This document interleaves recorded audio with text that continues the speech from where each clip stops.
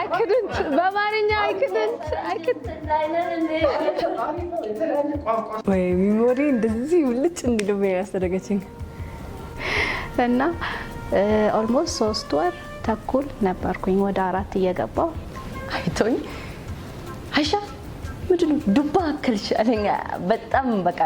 ሩድ ነው የተሰማኝ ለ 4 ነበር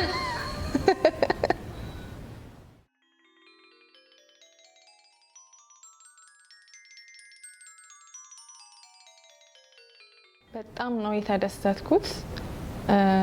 ማለት በዚች ዓለም ላይ እንደዛሽ ቀን በቃ በጣም I feel so happy. Okay, the first time to be honest I didn't feel anything. I don't know why people say oh you're going to feel the motherhood ምናምን no I didn't feel anything. መጀመሪያ ጊዜ ልጅን ሳቀፍ half እንትን ነበርኩኝ ማደንዘዣ የተሰጠኝ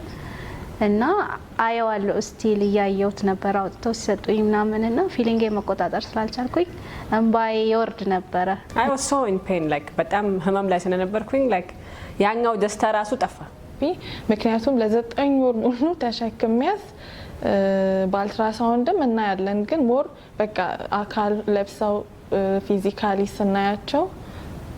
የእግዚአብሔርን ተአምራትንም በዛው እና ያለን ስለዚህ በጣም ነው ደስታ የተሰማኝ ይዛን ሰዓት I was like surprised at the same time I was like oh this little baby is it mine that kind of question I felt it after 3 months when he started a little bit moving